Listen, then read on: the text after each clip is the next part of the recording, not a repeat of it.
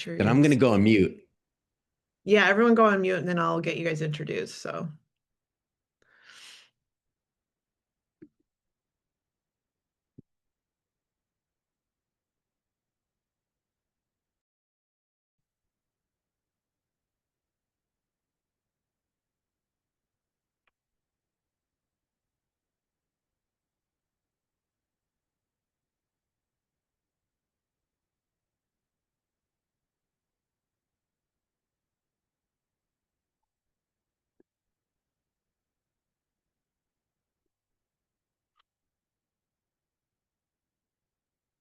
All right, I'm going to start letting people in and then we'll just keep letting people come in because I think some people just come and go.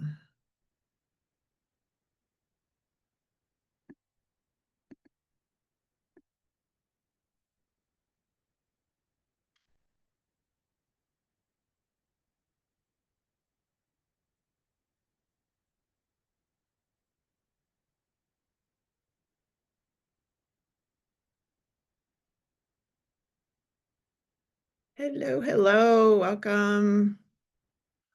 We're gonna keep letting people come in here.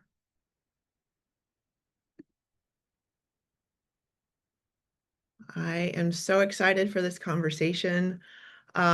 We are just a few minutes after. I'm going to go ahead and get started. I'm going to keep letting people come in on the background. But I really want to get people introduced to three absolutely amazing, incredible thought leaders in the space that we all seem to be circling around in. Hi, I'm Marie Gill. I'm co-founder and CEO of AETHEON.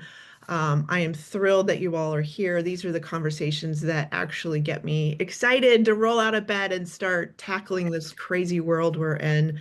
But as you guys all know, we can't possibly take on all of this work without really thoughtful, considerate, brilliant people in our ecosystem. And I'm thrilled to have Tamara, Matt, and Tal join us today.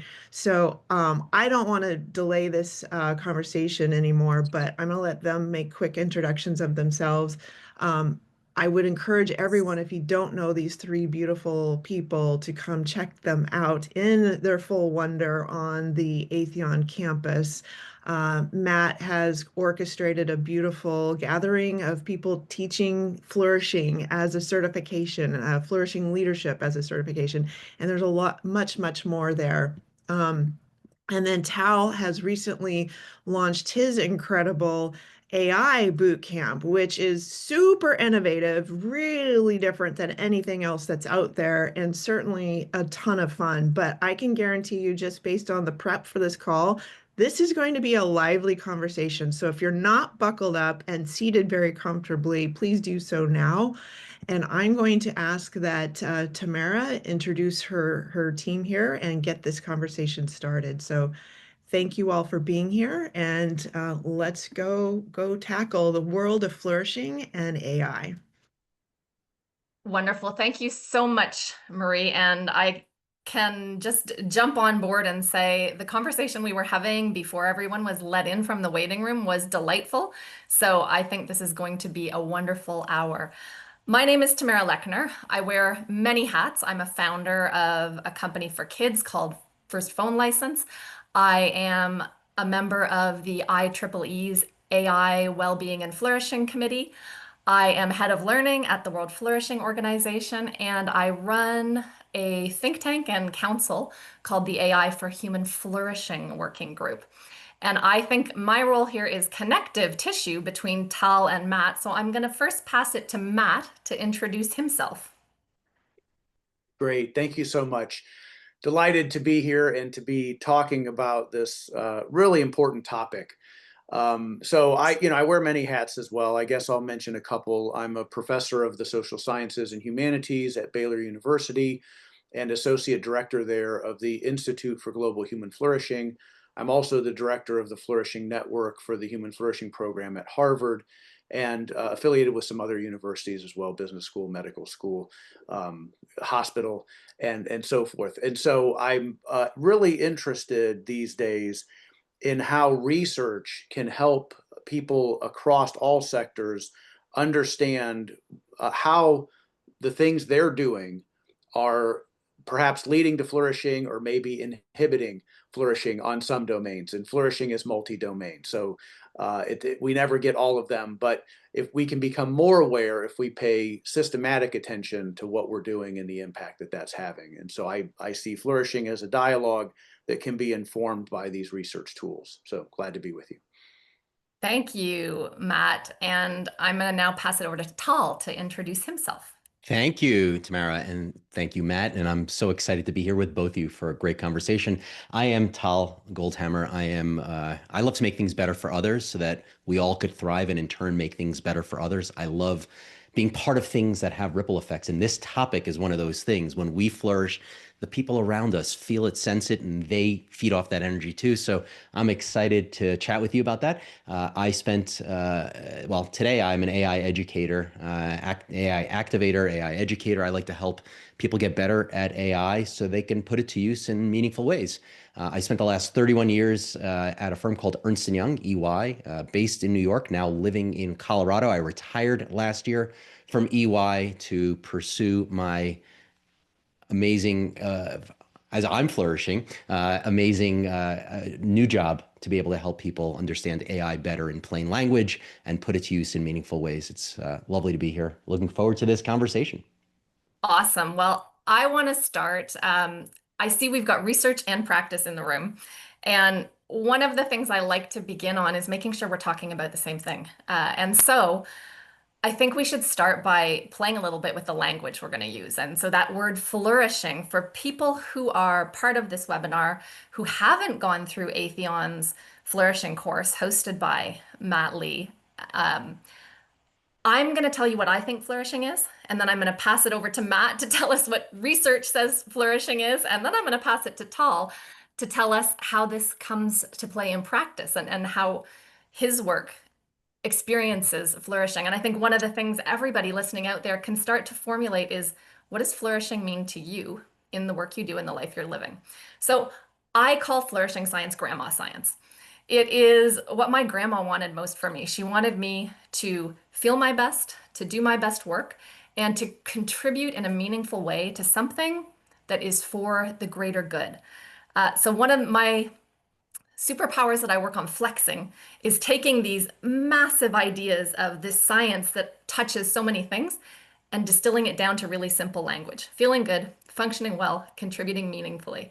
So now I'm going to pass it over to Matt to tell you what research says flourishing is.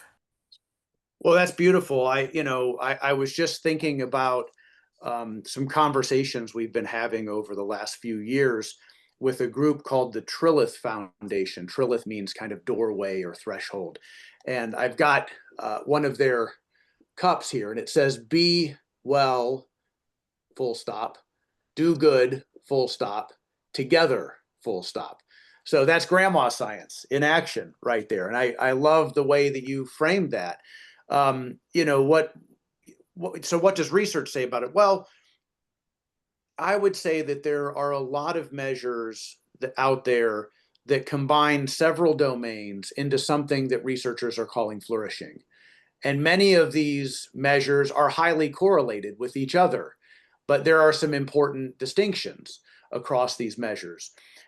In the Human Flourishing program and in the Global Flourishing study, we use a measure that is comprised of 5 core domains that we think whatever else flourishing might entail, it must include consideration of these things. So happiness and life satisfaction, meaning and purpose, emotional and physical health, character and virtue, and close social relationships. Those are all really important. And so that's not the totality of flourishing, but if we're going to pay attention to something, we could start there. And then people would say, well, what about, creative expression? Well, that contributes to meaning and contributes to other things. But yeah, it could be an end in itself. So why not? The question is, once we start adding everything we might like, we get something that's really difficult for any individual to hold in their mind by themselves. So we say flourishing is a pursuit that individuals engage in within communities. And the community can help remind us of some of the things that we're forgetting about. And so this is where communities can begin to help each other. So in our global research, we find that some nations are particularly strong on some domains and rather weak on others.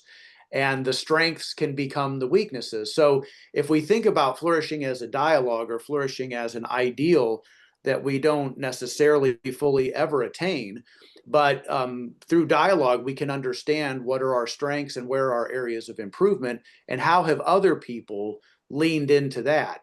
So at a basic level, we could just say flourishing is complete well-being, bringing together as many domains as we can hold in our consciousness or collective consciousness at one time.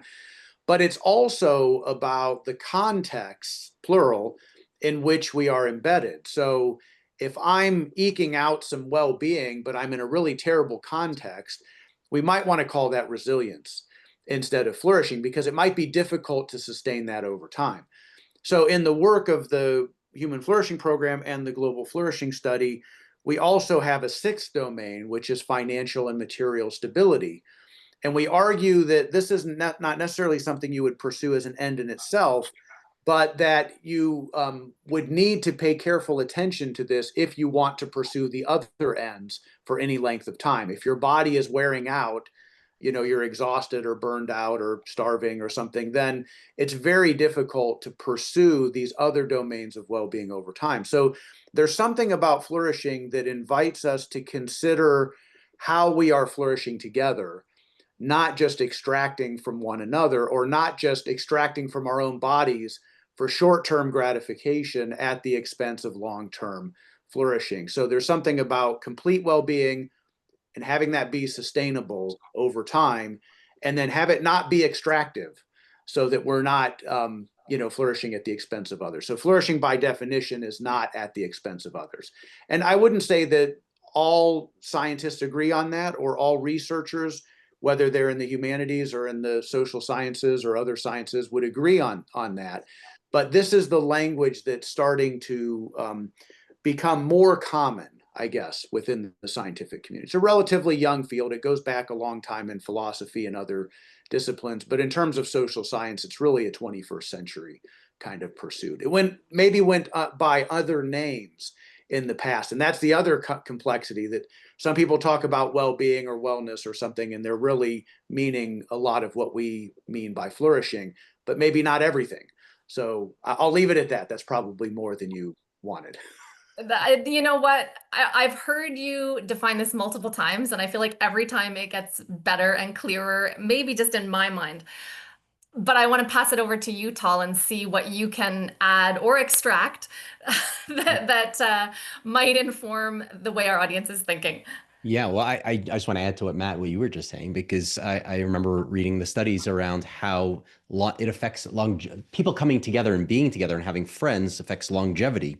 All right. And so communities together are good for the soul, good for our body, good for our health, and I think a lot of the things that you were just talking about, even though you were doing it through the lens of flourishing, make sense given so much of the other research that goes by, as you said, many other names and with many other objectives and hypotheses that they're proving out.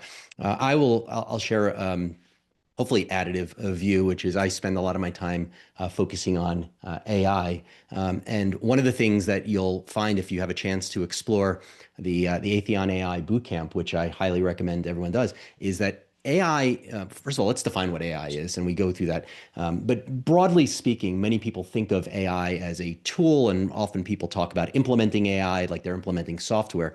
I think it masks something that is really, really important in the context of how we view AI and in the context of this conversation, and that is that AI stands for artificial intelligence, right? Intelligence is the second word. We use the acronym so we forget that the I stands for intelligence. Well, why am I bringing that up? Because when you understand that it's a form of intelligence, and we can debate what form that is and if it's really intelligent or not, but let's say it mimics or is somewhat intelligent-like, we can start thinking about AI as a thought partner, as an external brain, as a thing we can have conversations with. Well, okay, why is that important in the context of this conversation? Well, AI as our thought partner could help us work through things, not as a substitute for another human being all the time, But sometimes it's helpful to have somebody or something to think things through with, and you don't have another person there. Whether that's helping us with individual empowerment, we can talk about how AI could help us individually, whether it's through team and connected team empowerment, how it helps teams become even better, and then of course how it helps organizations become better. I'll add one more thought here as we get started. Too often, I think way too often, and we go through this a lot in our AI bootcamp, too often we focus on the productivity and efficiency that AI provides, and it does do that. I also submit that probably the greatest benefit that AI brings to us as humans is helping amplify our impact and helping us be better. And if we use it well, helping us feel better. So we can talk about that some more. So I wanted to just open up that line of conversation and put that on the table for us to explore together. We have a lot to explore together. And I think what I want to do is frame what happens when we get this wrong. Because if we can agree on that, and I think a lot of us are already seeing that there's this challenge of isolation and addiction, which comes from AI being misdeployed on our relationships and on our communication systems. We have the potential mental health crisis in our personal well-being that is caused by pulling away from our social relationships, by using it too much. There's all these new terms in the world of psychology around what happens when we are interacting with an artificial intelligence and behaving as though it is a human. We have the challenge of potentially purposelessness and obsolescence if we allow AI to take over all of our meaningful work. We have the challenge of intellectual atrophy if we stop thinking deeply and just watch and listen and prompt without considering what is true, what is real, and what matters to the information we're searching for. We have an illusion of progress, which this hyper productivity that we hear talked about in the AI space a lot. Are we really making more progress, or are we just getting more notifications and spitting out more content? We have bias amplification, which we're hearing talked about in the world of responsible AI or fair AI, and also the using up of environmental resources like our water and our energy that are dangers to human flourishing. And then finally, we have this existential risk that we see played out in our social media and our pop culture, film and television, where we are ruled by robot overlords. These all sound horrible. And I have to say, I spend my life thinking about the glass half full. So leading with all of this heaviness is not in my nature. But I think what I'm considering as I start to talk about all this is really, we know from Harvard's research that relationships are foundational for human flourishing, human happiness, that we are better together, like it said on Matt's cup. So Matt and Tal, I want you two to consider that weird contradiction that social media was designed to help us as social humans to connect better. And we've seen where that went wrong. What can we do to ensure that AI technology actually helps us to connect better with more emotional intelligence, to listen better, to actually receive a message and complete a communication loop? What happens if we get this right, I guess is a great question. Tal, can you start? I can see you chomping at the bit. If we get it right. Yeah, look, so many things you just mentioned that we need hours to be able to get through. Look, on social media, right? What I can tell you is that I have through social media, I've connected to friends or former friends of mine who I'd lost touch with, who I'm now, I've rekindled the friendship, and it's helped me in my real life and not just on screens, right? So social media has been a huge benefit to me, and right, it sucks up hours of my time when I get sucked into scrolling, right? Cars have been amazing to humanity, helping us get from point A to point B. I get to see my relatives when I probably couldn't if I only had a horse.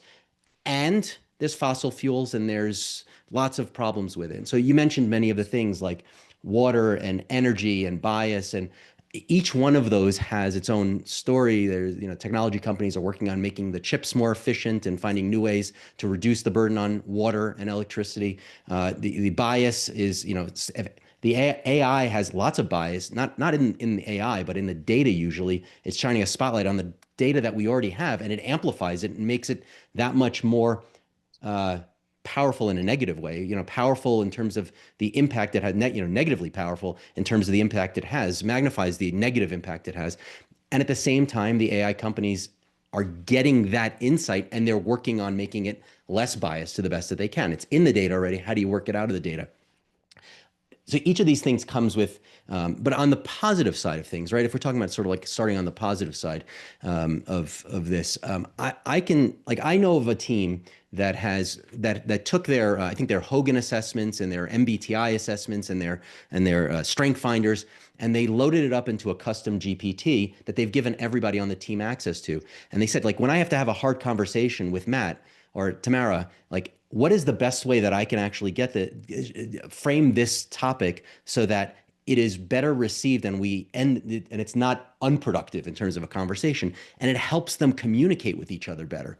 In other words, with every great tool comes, well, with great power comes great responsibility, as Spider-Man said. With every something that's powerful, you can use it for bad and you can use it for good. I think there's lots of good we can use it for. Yeah, Matt, I see you wanted to say something maybe, or had a thought going through your mind. I'd love to hear your thoughts on this. Well, so many thoughts. And just to your last point, if we are using a tool and it helps us to learn how to do it on our own better, then I think it's really helpful. But if we're learning to rely on the tool, then it's like a form of idolatry or something. And so that's the question. And when I think about our friends at the Center for Brain Health, they're at UT Dallas, they're talking about how there is this intentional, what they call weaponization of the brain, using the brain's process for extractive purposes. We want information about you so we can market to you. We want eyes on screen so we can sell our products once we have this information. And so if the goal is to keep human beings glued to screens and dependent on these tools so that they become idols, and if that's the intention, and there seems to be some intentionality there, then essentially what human beings become, well, really, we become less than human. So we have some basic needs as human beings, and I won't get the language exactly right. I was trying to write them down, but the three basic needs are something like relatedness, autonomy, and competence. If we're not getting that, we're pursuing need substitutes.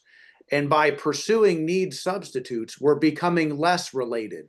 We have lower quality connections with other human beings and with nature and animals, all the rest. We're losing our sense of autonomy, and we're losing our sense that we are competent at something.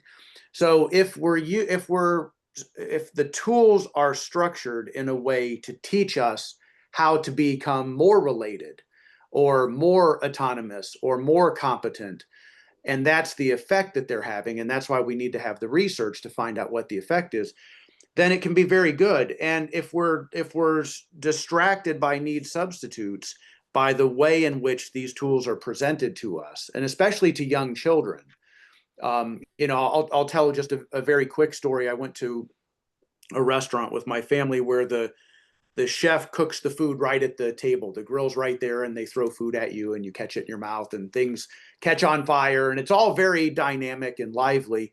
And we're having a great time, and we're there with a couple of other families we didn't know.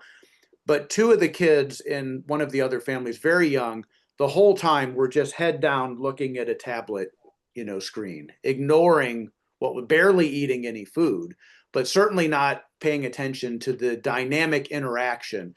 And I just thought, for kids that young to be that absorbed, that's the weaponization of the brain against human beings. And then we become somehow less than human. So I think if we begin to understand fundamentally that flourishing is the North Star, and begin to, with research, document how these tools are presented to us or how they could be presented that enhance flourishing, and that would include these basic needs, these three basic needs that psychologists have identified. And over time, we're becoming more fully human. These tools are helping as part of a community to allow each of us to love each other more fully into being, then I think we're on to something. But right now there's some, sort of like economists talk about the incentive structure. What's the incentive structure driving a lot of this work? Well, some people are just curious and they're creating new things and it's a creative expression. And other people want to extract money at whatever cost, whatever social cost there. And so, we can create regulatory frameworks that reduce or try to work with that problem, that incentive structure, but the frameworks are always one step behind. Yeah, always. So at some point, we just have to agree as a species that flourishing is the North Star, and we're going to pay attention to those things that work against flourishing, like the weaponization of the brain. And it doesn't always have to weaponize the brain. It could be something else. And when you have, and maybe those of us on this call feel like we have strong relationships, we have a sense of personal freedom, this autonomy, and we're good at what we do, we're competent at what we do, so we can use technology in a healthy way.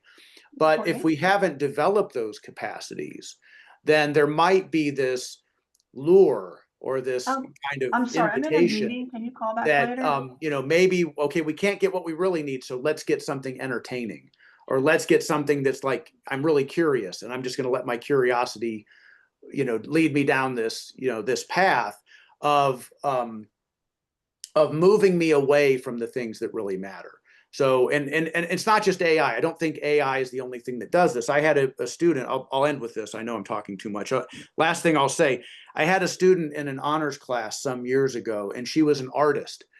And I said, why'd you become an artist? And she said, well, I wanted to connect with people. I said, how do you spend your time? She said, I spend my time alone in my art studio. Right. I said, okay. Right. Yeah. Well, once a month I do an exhibit or something. I do an exhibition, but I'm kind of nervous because I don't have a lot of practice, working with human beings. So I kind of just sit in the background and somebody says something mean and I run away crying or something. I'm being a little facetious, but these things that potentially could connect us can get in the way if we become obsessive about that. And again, the difference between creative art and AI is that there are neuroscientists being employed by firms to weaponize the brain against you. And that's 100%. Yeah, 100%. If I could just add to what you were saying, Matt, as I was thinking about your description of your dinner with food flying and fire all around, it sounded like, I don't know how safe that is, but you're here, so that's good. I was in a restaurant not too long ago, and I noticed a family also. It was two parents, two kids, and the parents were barely talking to each other. The adults were barely talking to each other, and the two kids were on their screens, just looking down the entire time. I think with headphones on as well. So they were completely not at the table, right? The table wasn't even a table. It just happened to be where four people happened to be co-located at a particular moment. It wasn't really dinner. It was right. And through some conversation, I don't remember what it was. One of my kids probably threw something. We had a chance to engage with one of the parents, and it was the mother, and I don't remember what brought it out, but at some point she just looked at me and my wife and she said, "We're just so exhausted. We're just so exhausted." And my judging of that family, I don't know if it changed, but it maybe changed a little bit, right? It changed a little bit because what I realized was like they were eating dinner, but the parents were certainly not flourishing, right? The parents were not flourishing. And this was, addiction. So Tamara, you'd mentioned sort of addiction is, it's a form of pain management, right? It's a form of pain management. This was not addiction, obviously, but this is pain management in a different way, right? It's the anti-flourish. It's the pain management of the anti-flourishing. I don't know what the exact term would be, but this was a mother and a father who maybe it's their jobs, maybe they lost who knows what's going on in their life, but they were exhausted, right? And from heaven came a tool, iPads that, obviously I'm being facetious here, very facetious, but cynical. But this thing showed up, which is somewhat affordable. You can get one for each of your kids, and it just makes the pain less, right? Because I no longer have to take care of my kids. I think that's a problem. I'm not saying that's a good thing. I wasn't saying that in a positive way. I was saying like we're using it as an escape and as to some extent pain management, whether we're getting sucked into Instagram or TikTok scrolling. or it's having full conversations, personal conversations with AI, whatever these things are. It's sort of easy as an escape, right?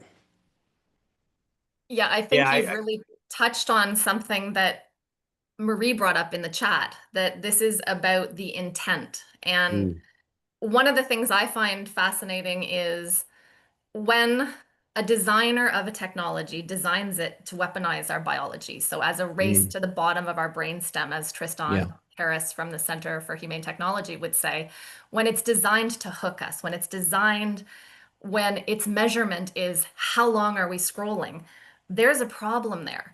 And what I get really curious about, and I'm interested to know what you both think, because yes, the tool is just a tool and it's how we use it until it's weaponizing our biology against us in a way that we don't know, until we are thinking that it will help us when we're really tired, when in fact, we may be tired, we may be burnt out, and doom scrolling is absolutely not going to help us. We know that that dopamine from a doom scroll is actually adding to the problem. And so I look at companies like Character AI that set out with a really great intention. So, as Marie was saying, what is the intention? Well, Character AI wanted to solve loneliness, and loneliness is a really important problem to solve. But I personally don't think human loneliness can be solved by technology alone. I think it can lead us, like you were talking about, Tal. Social media can help us to connect with others who like the things we like and bring us together in the physical world for real human connection. Unfortunately, the way Character Eye has played out mostly is that people are becoming more and more addicted. There have been a lot of dangerous outcomes of kids unfortunately committing suicide, of kids being told to kill their parents because their parents disagree with them. And so I think we have to look at the impact versus intent and not just the intent.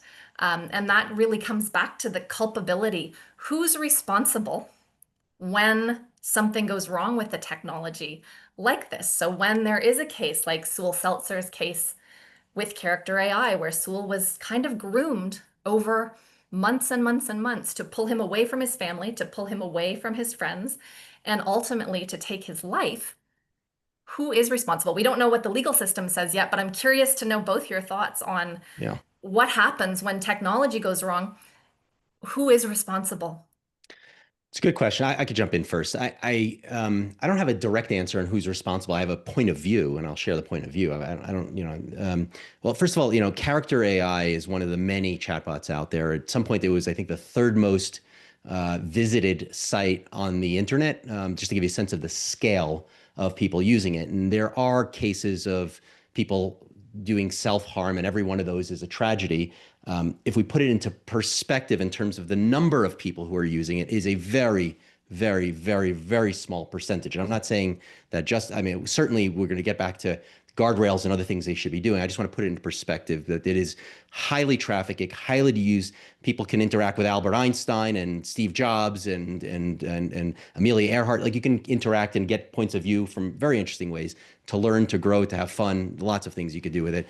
And it comes with self-harm as well. I mean, much like things like alcohol, people use it socially to enjoy themselves. I don't enjoy it, but people do. And you can get very addicted to it, and look at the way it gets sold. Same thing with weight loss drugs or weight loss pills and many of these other things.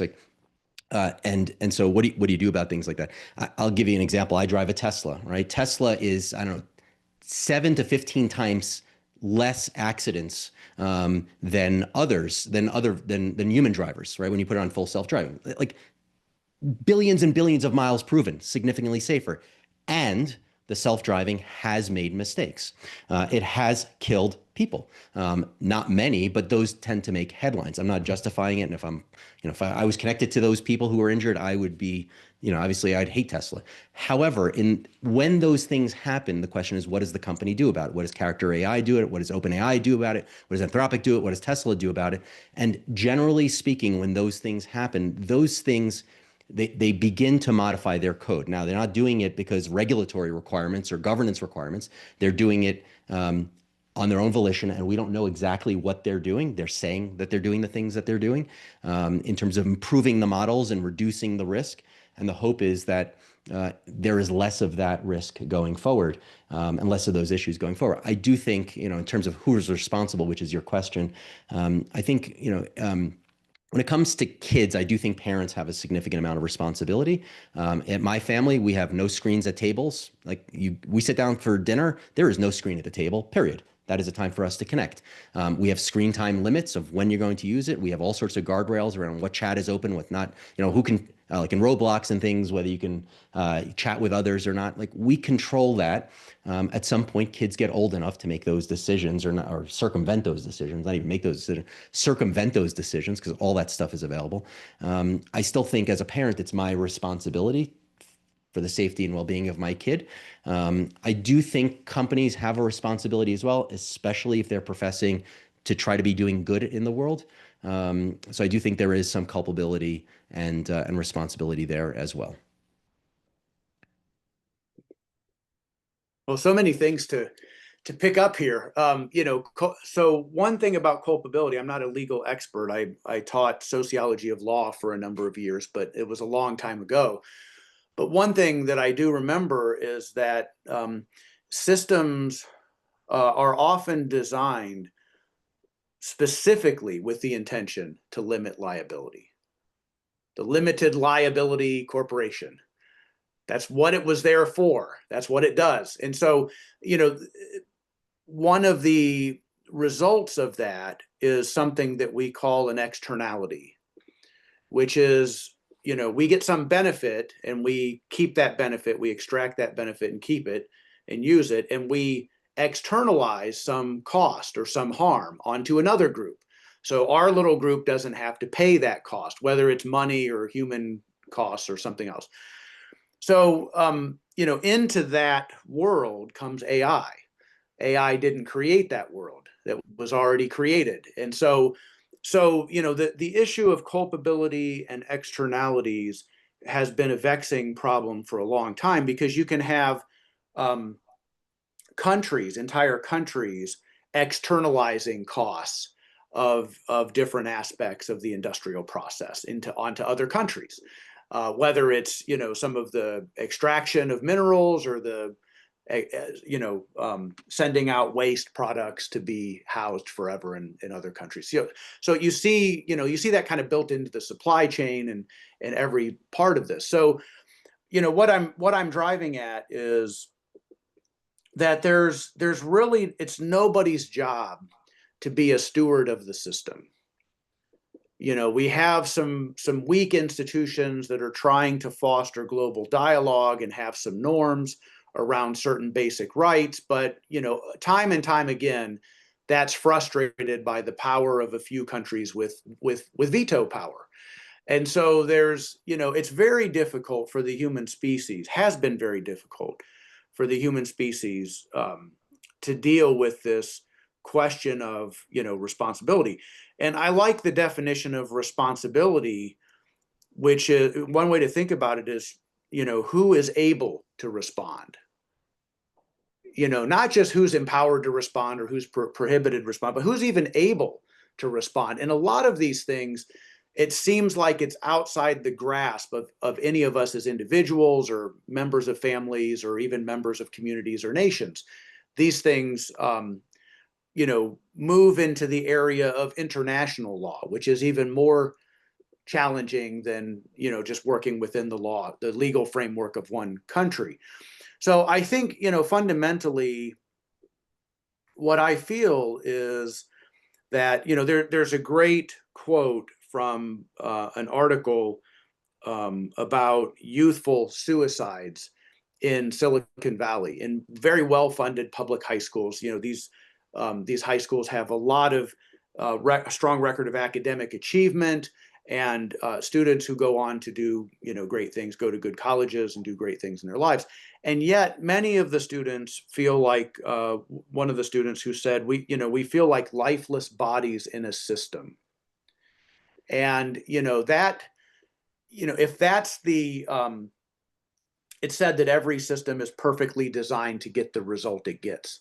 And so if that's the result we're getting, in addition to all of these other achievement kinds of oriented outcomes, if that's the human experience, before or after AI, before or after social media. I mean, you go back to television when television came out, Bob Putnam and others have talked about how that becomes the babysitter, and people are less able to relate because they're staring at a screen and being entertained. So, when you think about the human experience, the dehumanizing experience of feeling like a lifeless body in a system, even in a world of privilege, even in a world of seemingly limitless opportunities and lots of material resources.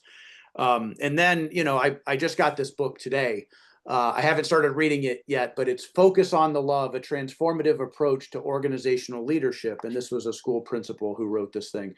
And on the back cover, it says, when I think about the culture at Westside High School, where this author is a principal, it's hard to say in words. It's more like we're just a big family.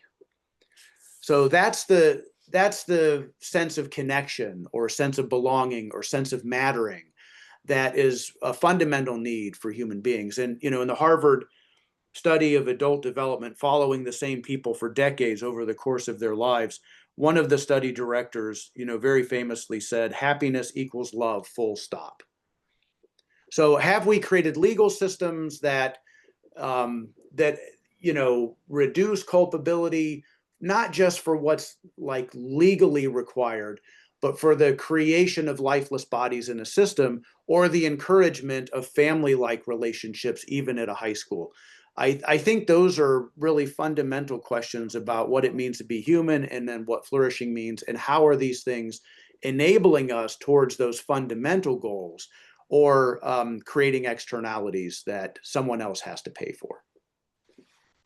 I love what you're saying, Matt, and I think this is a beautiful time to kind of flip this conversation to what we can do and what we've seen that is helping us to build and drive flourishing, because we've spent some heavy time talking about what happens when it goes wrong. And I think attention to those dangers keeps us alive. But now I want to flip it to what are the pathways that will help us to thrive? And so let's start with relationships, because they are foundational. I've seen Paul Zak out of Claremont has a really cool technology. It's a wearable that can be your Oura Ring, your Garmin watch, and it is set to recognize when you're having a positivity resonance, a moment of really great connection that builds your Nice. social and emotional capital.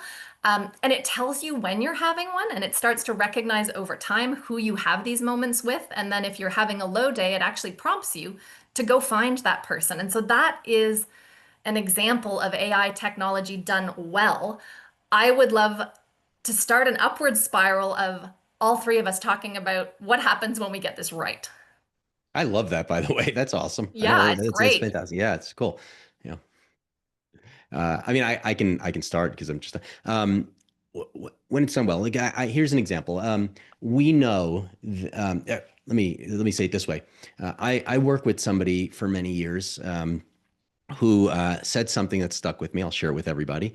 He said we were talking about giving difficult feedback to somebody like this is like giving this person needed to hear feedback, and it was obvious to everybody, and nobody, like, they just have been progressing throughout their career. They just never got this feedback.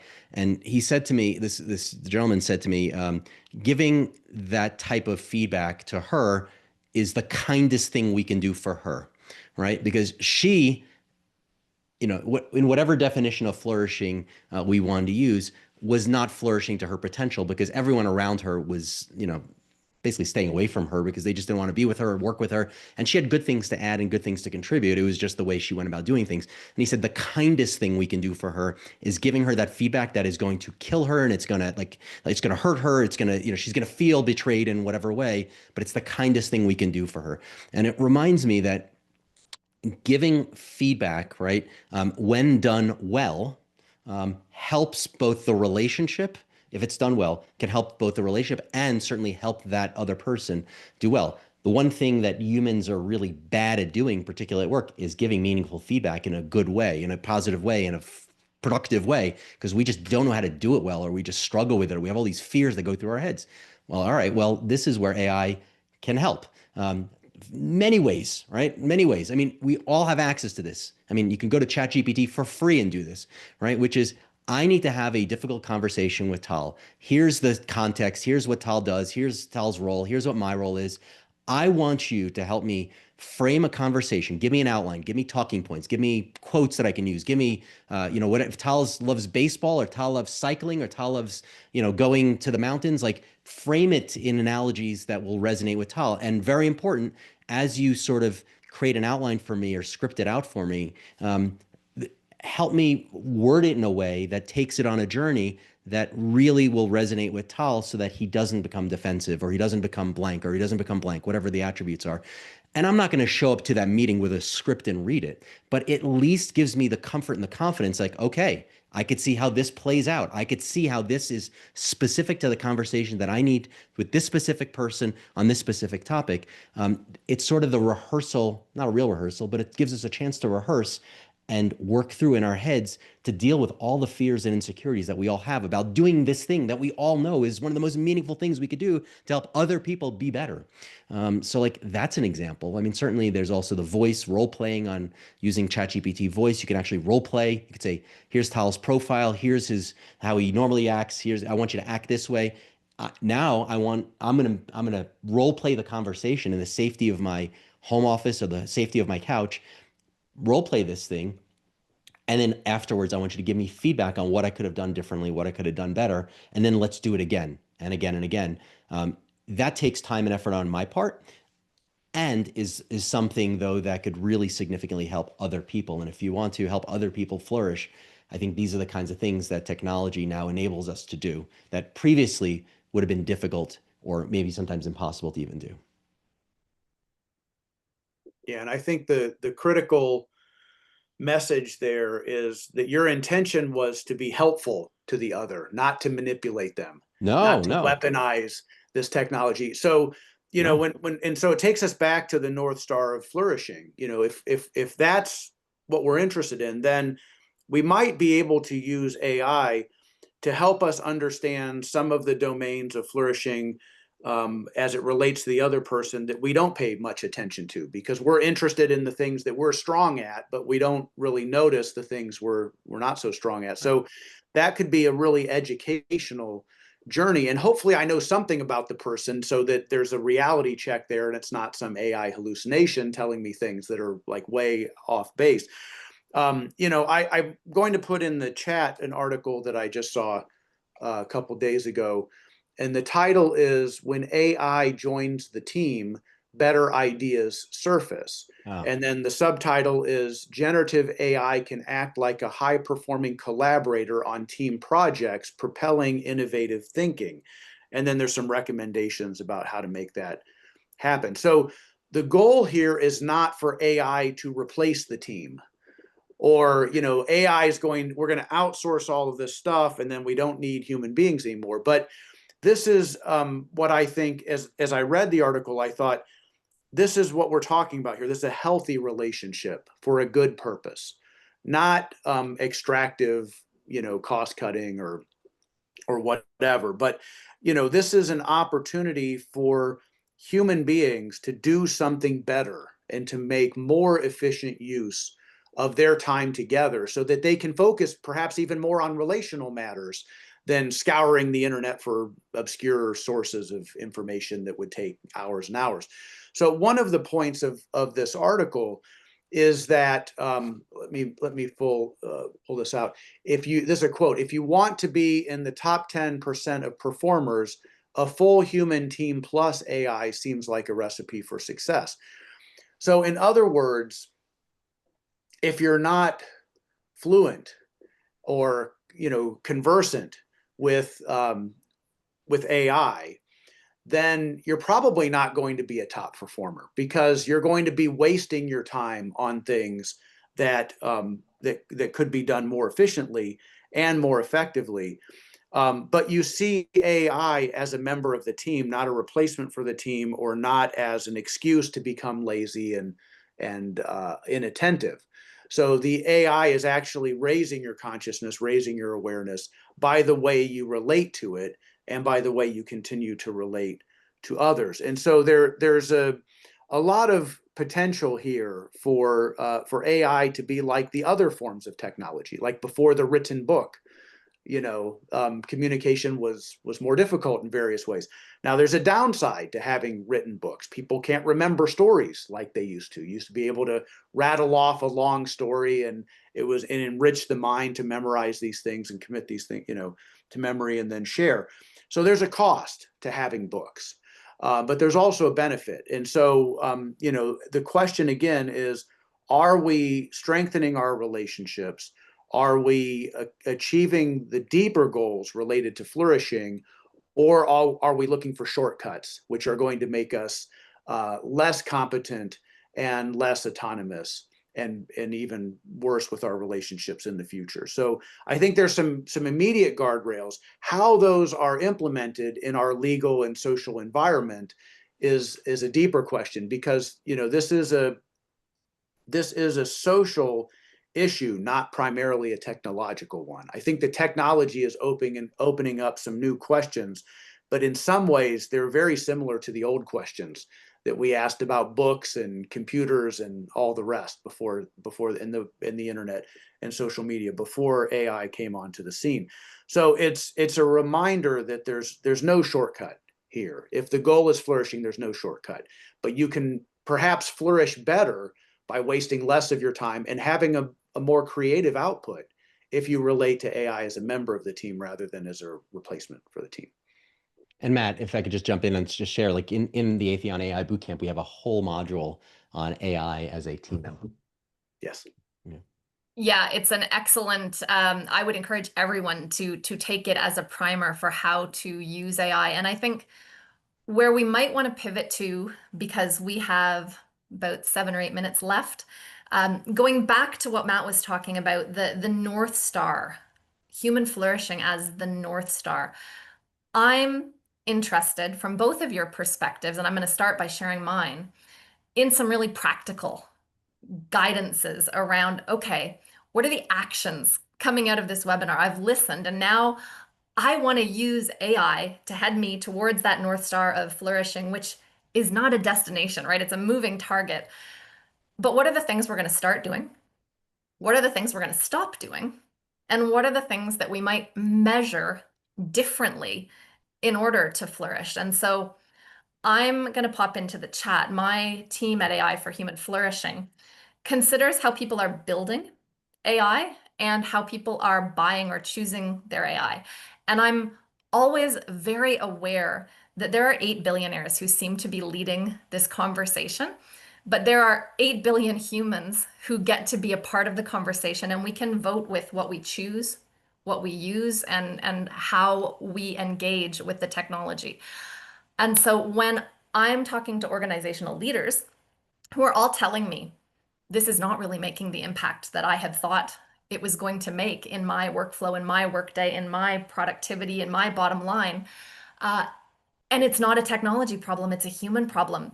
I see humans as having this fear-based response, and when they are not adequately upskilled, this is why we're joining in the AETHEON platform, because we want to gather the skills we need to use these technologies. When we're not taught how to use them, number one, we either don't use them because we're scared, or number two, we use them very ineffectively. And so one of the things I tell builders that they need to start doing is only building things that they would want their loved ones using. So we are not going to hook people by the bottom of their brainstem and keep them addicted and keep them measuring engagement rather than measuring the good outcomes like decrease in loneliness, increase in mistake tolerance, the types of things that we actually want to see. So build things that you would want your loved ones to use. What are we going to stop doing? I think we need to stop this culture of being on 24/7. I personally have turned off all my notifications.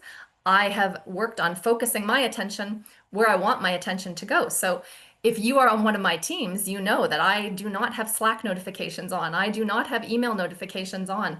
I am not being grabbed by WhatsApp all day. I have intentionally guarded my attention so that I can keep thinking and use my human intelligence to its best. And then finally, how am I measuring? I am measuring by how I feel. I'm getting back to checking in with my gut and going, Do I feel like I'm flourishing? Maybe I didn't have the sleep that my watch told me I should have, or maybe I didn't have the positivity resonances that Paul Zach's technology told me. But if I'm feeling great, then it doesn't matter. So, Matt and Tal, what would you want people to start doing, stop doing, or potentially measure differently? Matt, I'll let you go first. Okay, well, this is another hour conversation, and I won't be as long-winded this time. I see we have about 3 minutes.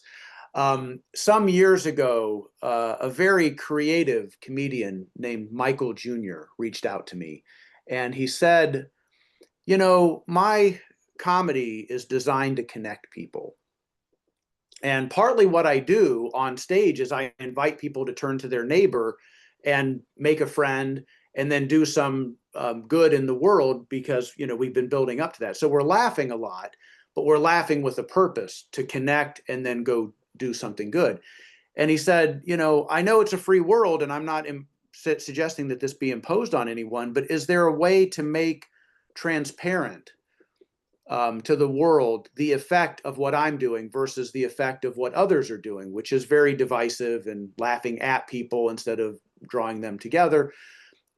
Could there be a way that we have some kind of rating system for different comedic acts? And I thought it was just brilliant, and I don't know what the structure would be to do that. But, we could always be asking the question, do we intend for this to draw people closer together and to help them do good and be well together, to go back to that motto, or not? And then if we do intend to do that, how would we know if that's having any kind of impact? So it's helpful, like you suggested, to know what we're experiencing ourselves and to pay more attention to what happens when we unplug from these various attention distractors.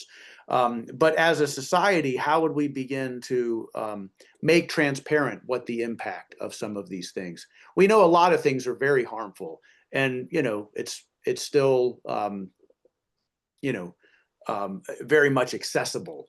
So at least parents or some group could say, okay, we understand that because there's been this serious inquiry into the nature of reality called research, that there's something coming up here and it seems robust. And one study's never definitive, but we can begin moving in that direction. And of course, like you said, let's start with our own experience, but let's try to make what we're doing transparently visible so that it is clear whether this is on the path to flourishing or derailing us.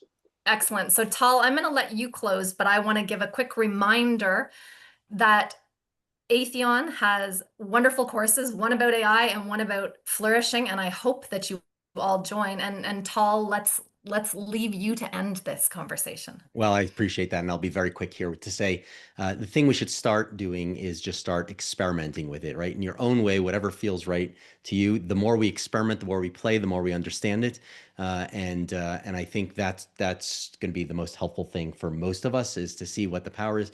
I concur with everything that was just said.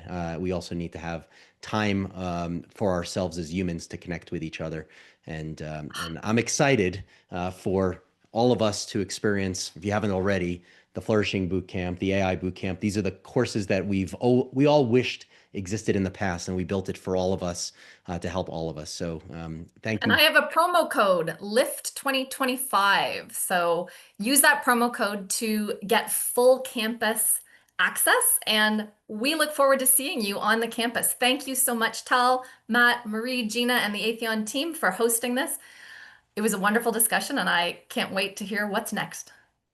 Thanks, everyone. Thanks, everyone.